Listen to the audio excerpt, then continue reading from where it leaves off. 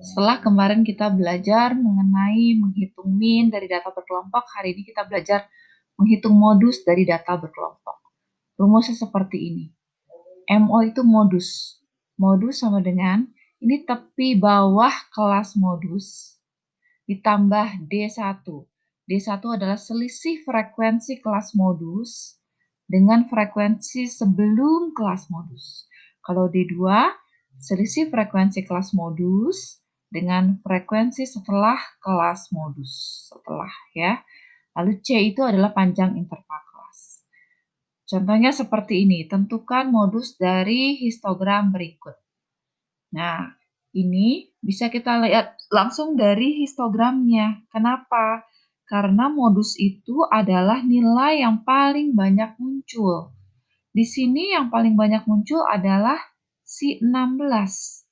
16 frekuensi paling tinggi 16 karena ada 16 data yang terletak antara 34,5 sampai 39,5 ya. Jadi yang paling tinggi itu pasti kelas modus. Ini kelas modusnya. Tapi bawahnya yang mana?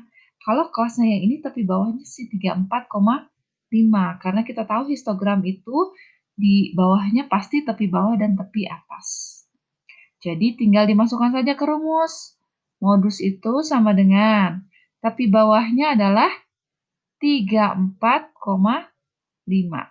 ditambah D1.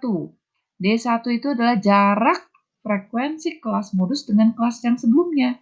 Ini kelas pertama, ini kelas kedua, kelas ketiga, ini kelas keempat. Kelas modus kita tuh yang kelas keempat.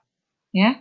Nah, berarti di sebelumnya yang kelas ketiga, berarti selisih 16 dengan si 10. Jadi, D1 itu sama dengan 16 minus 10, sama dengan 6. Jadi, D1-nya itu 6. Dibagi 6 lagi D1 tambah D2. D2 itu selisih frekuensi kelas modus 16 dengan kelas setelahnya ini. Berarti D2-nya itu selisih ini dengan ini. Ini adalah 16, ini tingginya 8. Berarti 16 dikurang 8, yaitu 8. Jadi, D1 per D1 tambah D2-nya adalah 8. Dikali dengan C itu panjang kelas. Panjang kelas bisa dilihat dari selisih tepi atas dikurang tepi bawah. 24,5 dikurang 19,5 adalah 5. Ini tinggal dihitung. Modusnya sama dengan sini ya. 34,5 ditambah ini 6 per 14 dikali 5. Kalau mau disederhanakan boleh. Ini jadi 3 bagi 2, 7. Sehingga 34,5 ditambah 3 kali 5 adalah 15 per 7. Ini mau dibawa ke pecahan semua boleh. Jadi 34,5 ditambah 2, 1 per 7 boleh. Ya. Atau mau dibawa ke desimal juga boleh, terserah. Kalau mau dibawa ke desimal, 34,5 ditambah, dihitung, 15 dibagi 7 adalah 2, 2, berapa? 2, 1 per 7. 1 per 7 itu adalah, kalau kita hitung, 0,14. Berarti 2,14.